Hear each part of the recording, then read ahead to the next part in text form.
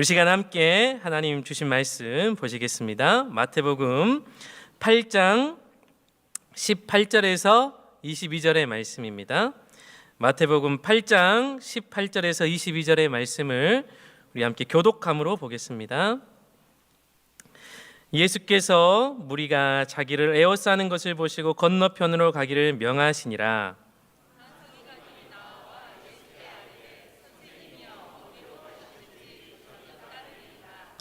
예수께서 이르시되 여우도 굴이 있고 공중의 새도 거처가 있으되 인자는 머리 둘 곳이 없다 하시더라.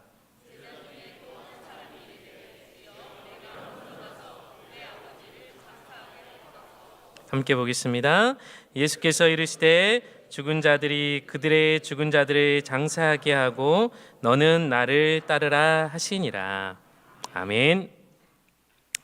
네, 지난주는 즐거운 설 명절이어서 우리 오랜만에 가족들도 만나셨을 테고 또 맛있는 것도 많이 드셨을 텐데 떡국들 많이 드셨죠?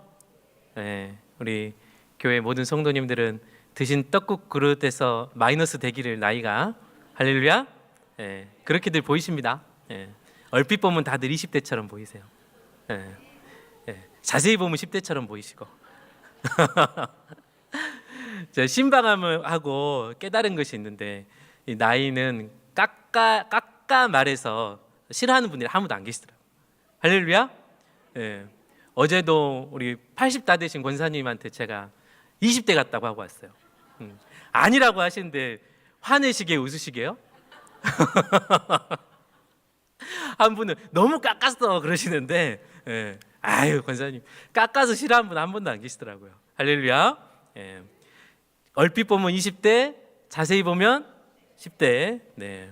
시험 들지 마셔요. 다들 다들 그렇게 은혜의 눈으로 바라보면 우리가 또 그렇게 되는 줄 믿습니다. 네. 요즘 저는 개인적으로 그냥 되게 뭘 많이 느끼고 생각하냐면 젊었을 때라고 할 뻔했어요. 젊었을 때라고 하면 혼날 뻔하잖아요. 네. 어릴 때는 예전에 말한 대로 된다 막 그런 말들을 하면 무슨 그런 게 있어 그랬거든요. 그런데 한 살 한 살 나이를 들면서 드는 생각은 정말 그 말이 틀린 게 아닌 것 같더라는 거. 우리가 생각하고 우리가 또 말을 하고 좋은 것을 생각하고 좋은 것을 말하고 우리가 좋은 것을 누리고 나누면 여러분 우리의 마음이 하나님께서 그렇게 인도해 가시는 것 같더라는 거예요. 여러분 굳이 우리가 나쁜 거 말하고 안 될 거야. 그게 저 사람이 뭔 20대 같아. 무슨 말도 안 되는 소리를 하고 있어요.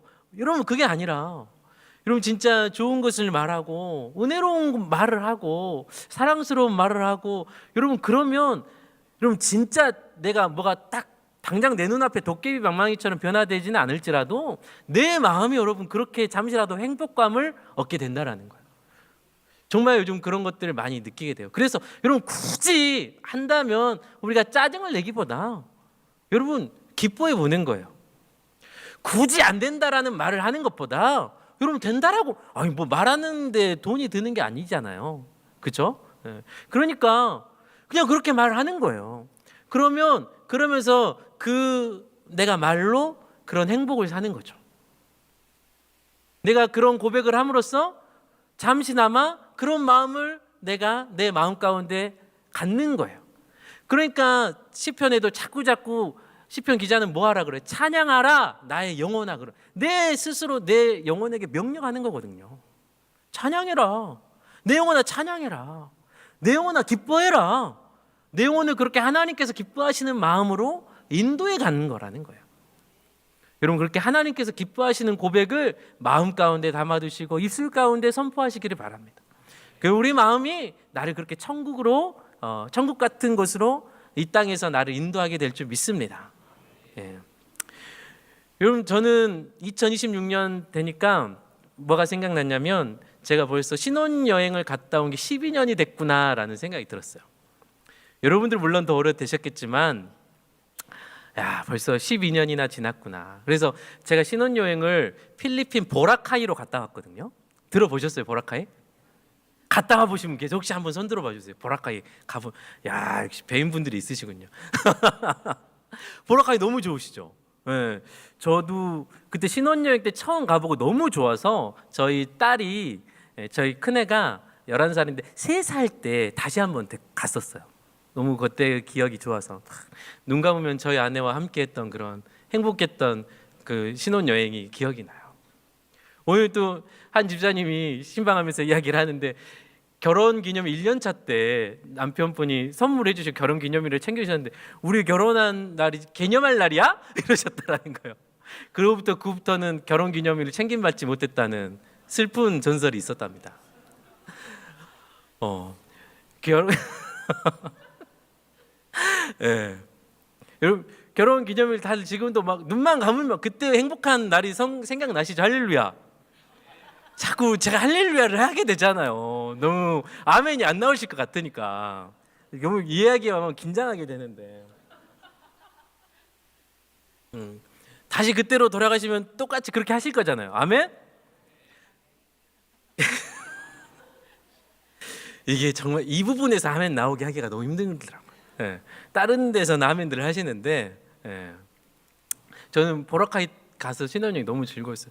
여러분 올해 우리 교회에 참 복스러운 소식이 두 개나 있어요. 우리 교회에서 만난 청년들끼리 결혼하는 커플이 2커플이나 있어요. 4월달, 5월달에 있어요. 4월달에 우리 윤성 형제랑 시현 형제랑 결혼하고 부집사님 그 친구들은 신혼여행 어디로 가요?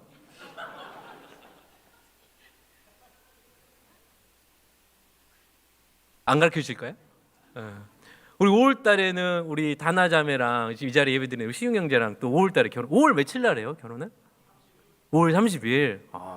축하해요. 박수 한번 할까요? 신혼여행 어디로 가기로 했어요? 유럽으로 가요. 그러니까 요즘 유럽으로도 많이 가더라고요. 그게 또 박수 칠 일이에요, 유럽에. 근데 신혼여행 그런 데로 가면 후회해요. 왜냐하면 너무 피곤해서 유럽 여행 몇 개 날아가요? 5개? 3개? 최대한 짧게 가야 돼요. 너무 힘들어가지고 제 아는 동생도 작년에 결혼해가지고 신혼여행 유럽으로 갔는데 이번에 또 유럽 병원 가가지고 너무 힘들어가지고 둘 다 조심하세요. 아니 신혼여행도 워낙 건강해가지고. 네, 제가 왜 신혼여행 이런 이야기를 했냐면 제가 말씀을 준비하면서 그때의 기억이 생각나는 거예요. 제가 신혼여행 가가지고 스킨스쿠버를 처음 해봤거든요. 근데 스킨스쿠버를 제가 물을 좀 무서워해요. 수영을 못 하다 보니까 물을 무서워하는데 스킨스쿠버를 할 때 이 교육을 조금 받는데 입으로 숨을 쉬어야 된다라는 거예요. 그리고 이렇게 자기만 잘 따라오면 문제 없다라는 거예요. 근데 그 깊은 물 속으로 산소통 메고 입으로 숨을 쉬니까 입으로 숨을 쉬는 게 여러분 잘 안 해보는 거잖아요, 우리가. 그리고 더욱이 긴장하게 되고 깊은 물 속으로 내가 안 해봤던 물 속을 들어가게 되다 보니까 너무 긴장이 되더라고요. 그래가지고 그 스킨스쿠버 선생님이 너무 무서우면 그냥 손짓을 이렇게 위로 하라는 거예요. 그러면 올라가겠다고 하면서. 그래가지고 저는 아내는 그런 걸 되게 좋아하거든요. 저희 아내는 물을 좋아하고 스킨스쿠버를 막 해보는 게 꿈이에요. 지금도 막 수영 배우고 있고 이제 뭐 이렇게 스킨스쿠버도 앞으로 이렇게 배워보고 싶고 막 그랬는데요. 근데 저도 그런 마음이 없지 않아 있긴 한데 일단 무서워요, 물은. 근데 이제 그때 신혼여행이고 근데 무섭다고 막 안 하면 안 되잖아요. 막 엄청 기대하고 있는데 또 해본 사람들이 물속이 너무 우주 같다고 막 그렇게 막 하면서 막 추천을 하는 거예요. 저는 좀 공포심이 있었지만 일단 들어갔어요. 근데 아니나 다를까 너무 긴장되고 너무 무서운 거예요. 그래가지고 들어가서 조금 1분인가 지나가지고 계속 이렇게 했어. 그런데 그 선생님이 안 가는 거예요. 안 올라가는 거예요. 그래가지고 좀만 참아보라고 하면서 이렇게 여기저기 막 물고기 많은 데로 막 이렇게 데려가고 막 그러는데 와, 저는 너무 무서워가지고 계속해서 깊은 데로 들어가니까 막 어둡기도 하고 막 물고기가 막 눈에 안 보이는 거예요. 막 우주 같다고 한 사람 막 누구야 막 하면서 너무너무 그냥 저는 긴장돼가지고 숨도 막 잘 안 쉬어지고 너무너무 힘들었어요. 그래가지고 예상보다 그 선생님이 이렇게 인도하려고 했던 시간보다 더 빨리 나오기는 했어요.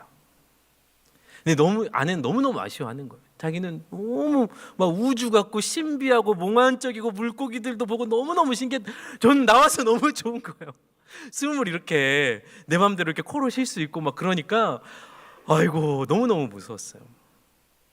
제가 익숙하지 않으니까 그 물속에서 입으로 숨을 쉬는 것이 너무너무 무서웠던 거죠. 제가 사실은 몇 년 전에 남부대학교 다니면서 수영도 배우고 그랬거든요. 근데 막 입으로 숨을 쉬고 막 그래야 되니까 수영을 한 3달 배웠는데 이게 선생님이 하도 안 느니까 막 아우 그게 아니라요 막 해버렸어. 그래가지고 상처받아가지고 끈 안 감았어. 제 나름대로 개 수영은 좀 하거든요. 그러다 보니까 막 이게 안 느는 거예요. 익숙한 그 호흡을 포기를 못 하니까 수영이 안 느는 거예요. 여러분들은 어떻게 수영도 좀 잘 하시고 그러시나요? 우리 교인들 보면 남부대학교 가서 수영도 많이 배우시고 그런다고 하더라고요. 사람들은 익숙하지 않은 것에 대한 공포심이 있다라고 합니다. 그래서 우리는 우리의 환경이 익숙한 것에서 변화되는 것에 대해 기본적으로 거부감이 있어요. 내가 이게 더 익숙한데 했던 것이 있는데 뭔가를 변화를 주려고 하면 일단 해봅시다가 아니라 방어적이 되고 그거 꼭 해야 되냐 그러고 이거 아닌 것 같은데 우리가 안 했던 건데 라는 그런 반응들이 많이 있다라는 것이죠. 그런데 이 시대를 살아가는 우리들은 안정감이 우상이 된 듯한 생각을 하게 됩니다. 안정된 직업을 원하고 또 안정된 가정을 원하고 안정된 경제력을 원하고 안정된 교회를 원합니다. 이것이 잘못됐다고 말하기는 어렵겠죠. 하지만 이 안정감이 우리의 우상이 된다면 그것은 심각한 영적인 문제일 것입니다. 하나님보다 안정감과 우리의 익숙함이 우리 삶의 최우선순위라면 하나님께서 그런 신앙을 기뻐하시겠냔 말입니다. 하나님은 우리에게 안정감을 주시기도 하지만 분명히 우리의 믿음을 성장시키시기 위해서 고난도 주시고 힘든 일도 주실 것인데 그럴 때마다 우리의 안정감이 사라질 때 하나님을 향한 믿음도 점점 사라진다면 여러분 심각한 영적인 위기라고 할 수 있겠습니다. 예레미야 2장 13절을 보면요 이런 말씀이 나와요. 내 백성이 2가지 악을 행하였나니 곧 그들이 생수의 근원 나를 버린 것과 스스로 웅덩이를 판 것인데 라고 이렇게 말씀해요. 따라해 볼까요? 스스로 웅덩이를 판 것이다. 스스로 웅덩이를 팠다라는 거예요. 하나님께서는 이것을 이스라엘 백성들에게 죄악이라고 말씀해요. 스스로 웅덩이를 판 것. 왜 스스로 웅덩이를 판 것이 죄악이라고 했겠느냐? 여러분 그것은 스스로 하나님을 떠나서 자기들이 갖고 싶은 안정감을 누리고자 했다라는 거예요. 그래서 하나님은 그것은 그 물을 가두지 못할 터진 웅덩이들이다라고 말씀하고 있어요. 이스라엘 백성들이 스스로 판 웅덩이를 터진 웅덩이라는 거예요. 스스로 그 물을 가두지 못하는 터진 웅덩이다. 그들이 아무리 자신들이 노력해도 하나님께서 주시는 평안과 그 안정감을 갖지 못한다면 그것은 의미가 없는 것이 된다라는 거예요. 이런 말씀에 대해 더욱더 확대된 말씀이 있습니다. 학개서 1장 6절을 보면요 이스라엘 백성들이 학개 선지자가요 3차 포로 귀환을 해서 성전 재건 공사를 합니다. 이스라엘 백성들이 신앙을 다시 한번 회복하면서 성전 재건 공사를 해요. 그런데 먹고 살 것이 힘드니까 이제 성전 재건 공사를 뒤로 하고 자기들이 이제 집을 돌보고 돈 버는 일에 집중하기 시작해요. 그런 이스라엘 백성들에게 하나님께서 학개서 1장 6절에게 뭐라고 말씀을 하시냐면 너희가 많이 뿌릴지라도 수입이 적으며 먹을지라도 배부르지 못하며 마실지라도 흡족하지 못하며 입어도 따뜻하지 못하며 일꾼이 삭슬받아도 그것을 구멍 뚫어진 전대에 넣음이 되느니라. 하나님께서 주시는 은혜와 하나님께서 주시는 평안과 하나님께서 주시는 안정감이 아니라면 결국에는 그것은 구멍 뚫어진 전대의 넣음 같은 것이 된다라는 거예요. 마셔도 목마른다라는 거예요. 먹어도 배부르지 못한다라는 거예요. 여러분 하나님을 내려놓은 우리의 안정감은 결국에는 이렇게 무너지게 될 수밖에 없는 삶의 안정감이라는 것을 기억하실 수 있기를 바랍니다. 신명기 28장 1절에서 6절을 보면 하나님 그렇게 우리가 너무 좋아하는 말씀, 복에 대한 말씀이에요. 그런데 이 복에 대한 말씀, 네 떡반죽 그릇과 네 모든 곳에 복을 주시겠다라고 말씀하시잖아요. 그런데 그 1절에 이렇게 시작합니다, 여러분. 내 하나님의 말씀을 삼가 듣고 모든 명령을 지켜 행하면 이라고 시작해요. 하나님의 모든 말씀을 삼가 듣고 그 말씀을 지켜 행하면 이 6절 마지막에 내가 들어와도 복을 받고 나가도 복을 받을 것이다 라고 말씀하세요. 네가 가는 모든 곳에 복을 준다라는 거예요. 단서가 뭐예요? 하나님의 말씀을 듣고 행하면 하나님께서 우리 삶의 모든 곳에 하나님과 함께하는 안락한 축복을 허락하신다라는 거예요. 하나님께서 허락하시는 안정감의 축복을 허락하신다라는 것입니다. 하나님 없는 안정감, 여러분 그것은 결국 우리의 우상이 될 수밖에 없다라는 거예요.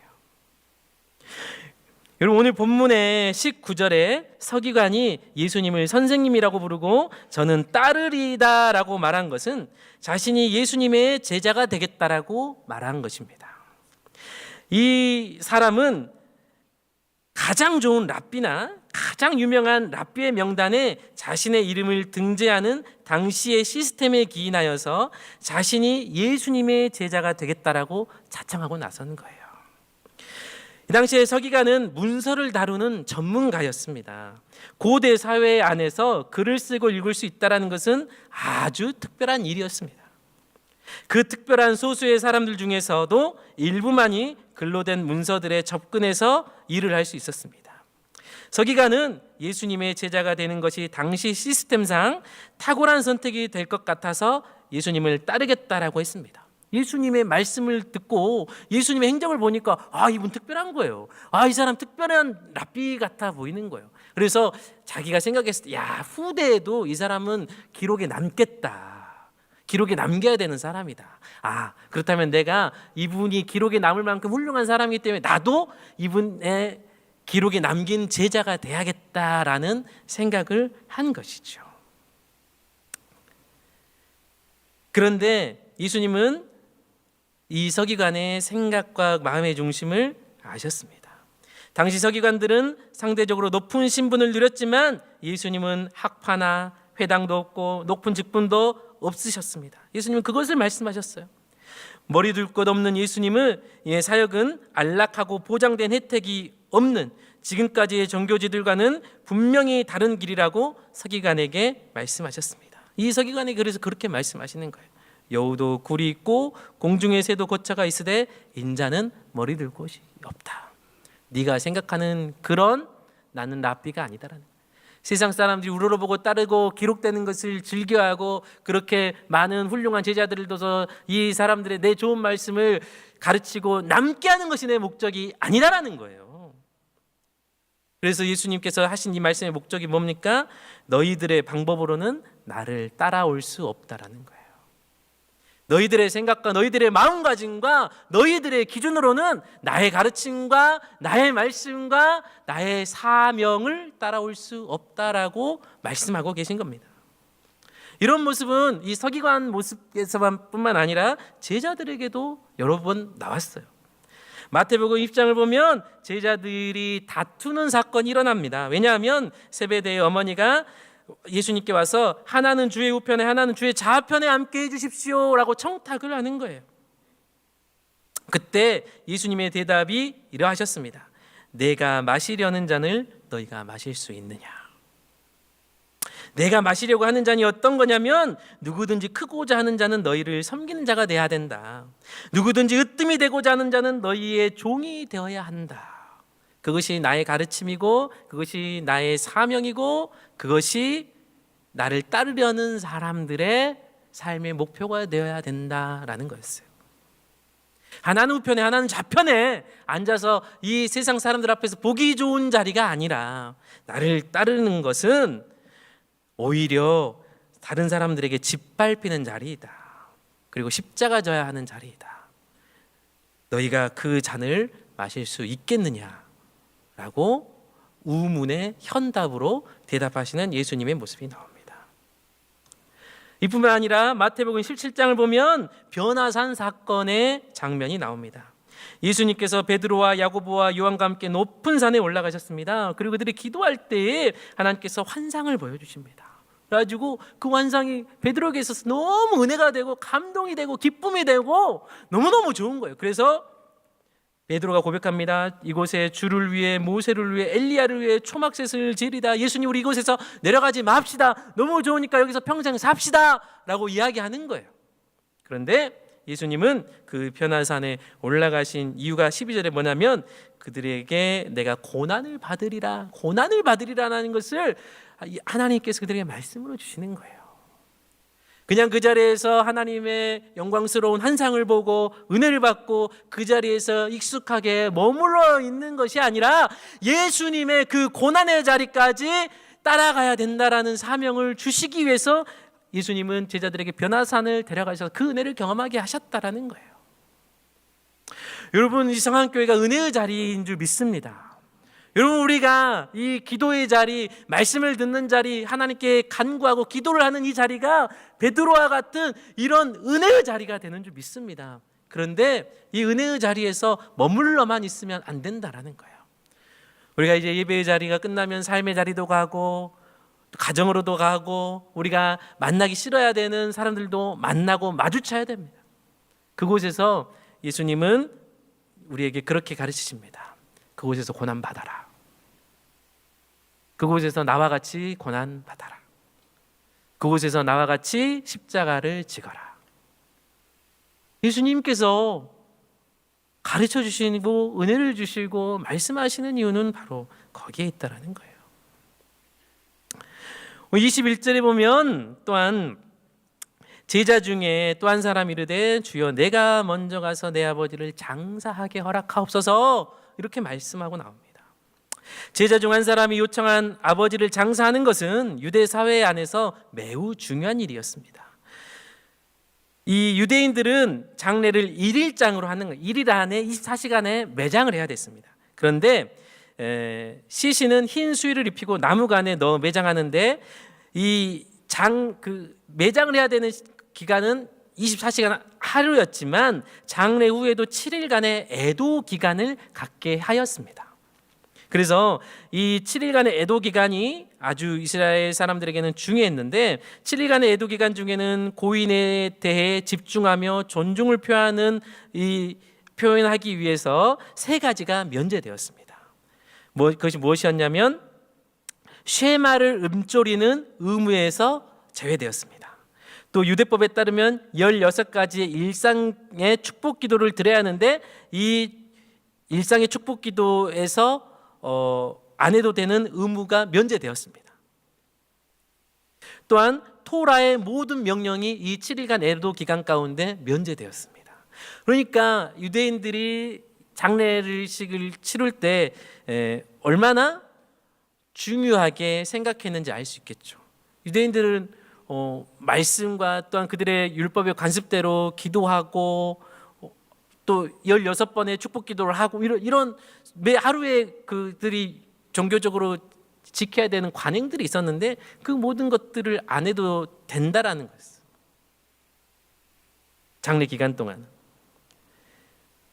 그런데 이스라엘 문화에서 이렇게 중요했던 장례 문화가 있었던 것을 예수님도 결코 모르지 않으셨습니다. 그런데 그 제자에게 뭐라고 하셨습니까? 예수께서 이르시되 죽은 자들이 그들의 죽은 자들을 장사하게 하고 너는 나를 따르라고 말씀하시는 거예요. 너는 나를 따르라. 왜 예수님이 이렇게 말씀하셨을까요? 불효자가 되라는 의미가 아닙니다. 그것은 뭐냐면 세상의 기준을 내려놓고 하나님을 섬기다라는 이 관습보다 먼저 하나님을 따르라는 주님의 말씀인 거예요.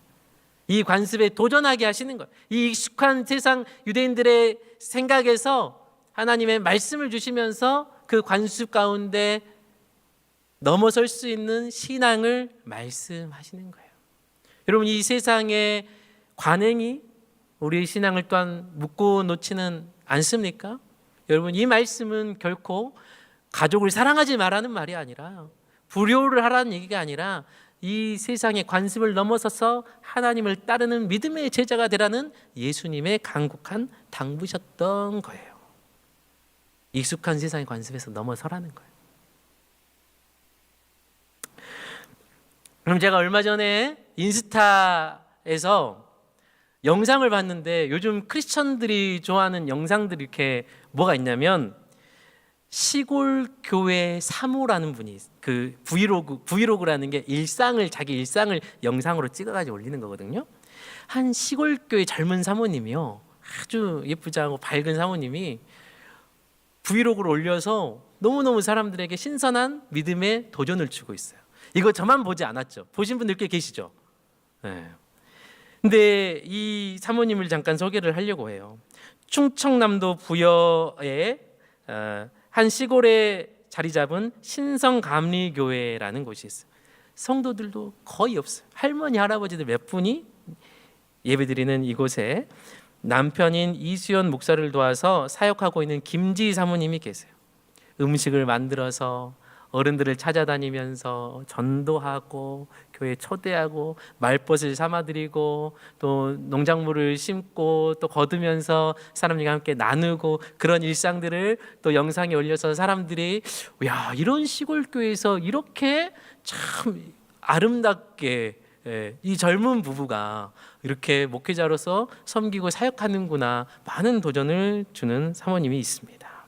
그런데 이 사모님이 처음부터 그렇게 했던 게 아니에요. 이 사모님 이야기를 들어보니까 체육대학을 나와가지고 사회에 나와서 졸업한 다음에 헬스 트레이너도 하고 바디 프로필 사진 사업까지 해가지고 아주 젊은 나이 20대 때부터 성공 가도를 달렸대요. 돈도 많이 벌었대요. 그런데 이 성공한 삶을 향해 자신이 가는 것 같았는데 자신의 내면은 어느덧 무너지고 흔들리고 있었던 게 느껴졌대요. 이 사모님이 모태신앙이었었는데 한참 세상적으로 돈을 잘 벌고 사업적으로 잘 나갈 때는 3, 4년 동안 교회를 거의 안 나가기도 했었다라고 합니다. 자기가 계획한 대로 삶이 너무 잘 풀리니까 하나님, 저 하나님 없이도 괜찮을 것 같아요, 이런 기도까지 했었다라는 거예요. 아니, 내가 이렇게 사업도 잘 되고 내가 이렇게 젊은 나이부터 사람들한테 인정받고 내가 하고자 하는 일이 다 잘 되는데 하나님, 저 괜찮은 것 같은데요? 하나님, 제 삶에 지금 만족해요. 저 너무 안락해요. 저 이것이 너무너무 좋아요. 이렇게 고백했다라는 거예요. 근데 그랬던 그녀가 우연히 다시 교회 예배에 나가서 예배를 드리는데 하나님께서 그 예배 중에 그런 말씀을 주시더라는 거예요. 지금 내 삶이 하나님이 기뻐하시는 모습인가? 지금 내 삶이 하나님이 기뻐하시는 모습인가? 아, 내가 돈도 잘 벌고 하는 사업도 잘 되고 내가 건강하고 내가 이렇게 사람들이 부러워할 만한 사람이 됐는데 이거 진짜 하나님이 기뻐하시는 삶인가? 라는 물음을 예배 가운데 하나님께서 주셨더라고요. 그럼 그래서 예배가 중요한 거예요. 그래서 하나님 말씀이 중요한 거 아니겠어요? 내가 삶의 자리에서 살아갈 때 하나님의 말씀으로 부딪히는 곳이 어디예요? 교회고 예배의 자리잖아요. 그러니까 여러분, 예배를 생명과 같이 드리라고 이런 말씀하시는 좀 있습니다. 이 사모님이 하나님의 그 감동을 무시하지 않고 계속해서 기도를 했어요. 하나님, 제가 하나님께서 원하시는 삶을 살아갈 수 있도록 도와주세요. 그렇게 기도하고 다시 신앙의 길로 나아갔어요. 그래서 신앙생활이 다시 시작됐고, 그러면서 심지어 교회의 목사님과 결혼해서 사모의 자리까지 가게 됐다라는 거예요. 그렇게 세상을 향했던 이 김지 사모님의 도전은 이제 하나님의 사역을 위한 도전으로 새롭게 출발하게 되었습니다. 김지 사모님에게는 교회의 크기나 환경도 교인의 많고 적음도 문제가 되지 않았다고 합니다. 오히려 교회 성도들을 위해 주일 식사 대접은 물론 더 많이 섬길 수 있음에 하나님께 감사했어요. 음식을 대접하며 독거노인들도 전도하고 어른들에게 친구가 되어주면서 복음을 전했어요. 이 김지 사모님의 고백이 참 은혜롭습니다. 신성리 마을 어르신들 100% 구원받는 것, 그게 이곳에서의 저의 계획이자 목표입니다. 어르신들이 천국 가실 때 나 신성감리교회 김지희 사모가 너무 잘 섬겨줘서 예수님을 믿게 됐다, 이런 말씀해 주시면 가장 행복할 것 같아요 라고 고백을 했다라는 거예요. 여러분, 이제 이렇게 자신의 잘 나가는 삶에서 익숙하면서 넘어서서 하나님의 부르심에 응답함으로 여러분, 하나님께서 기뻐하시는 그런 좁은 길이지만 믿음의 길, 은혜의 길을 걸어가는 사람이 우리가 살아가는 이 시대에 있다는 것에 참 감사했습니다. 여러분, 창세기 12장 내용을 보면 우리가 잘 아는 하나님께서 아브라함을 부르신 장면이 나옵니다. 하나님께서 너는 너의 고향과 친척과 아버지의 집을 떠나 내가 내게 보여줄 땅으로 가라. 내가 너로 큰 민족을 이루고 내게 복을 주어 내 이름을 창대하게 하리라. 너는 복이 될지라. 이렇게 말씀하셨지요. 하나님은 아브라함에게 익숙한 것을 떠나게 하셨습니다. 그리고 그 부르심에 순종하는 믿음을 갖게 하셨어요. 그래서 하나님의 계획과 뜻을 이루는 믿음의 조상으로 세워주셨습니다. 예수님께서 오늘 마태복음 8장 본문의 말씀을 통해 주고자 하시는 메시지는 분명합니다. 그것은 하나님의 구원의 부르심 가운데 순종함으로 반응하는 사람은 자신이 익숙한 것에서 떠나 하나님의 부르심에 합당하게 사는 것이라는 것입니다. 여러분, 우리가 익숙한 불순종의 모습이 있으면 그것에서 내려놓으실 수 있길 바랍니다. 우리가 기도하는 모습에서 기도하지 않는 모습이 여러분 우리가 익숙하다면 변화되어서 기도하는 모습으로 나아가실 수 있기를 바랍니다. 여러분, 하나님께 순종하는 모습보다 기다리는 모습보다 내 혈기내는 모습이 더 익숙하시다면 여러분, 그 혈기내는 모습에서 떠나서 예수님의 참된 제자의 모습으로 나아가실 수 있기를 바랍니다. 그래서 하나님께서 기뻐하시는 제자의 모습으로 우리 성안의 모든 성도들이 주님과 동행하심으로 살아가실 수 있기를, 그래서 천국 갈 때 우리가 성안교회 섬기면서 내 혈기 누르느라 집사님이 기도해서 너무 고마웠어요. 성안교회에서 내가 정말 나 혼자서는 힘들었을 텐데 하나님께 순종할 수 있도록 장로님 기도해 주셔서 감사합니다. 권사님 함께 해 주셔서 고맙습니다. 성도님 함께 해 주셔서 감사합니다. 저 천국에서 그런 은혜의 감격을 우리가 함께 누리실 수 있기를 간절히 소망합니다.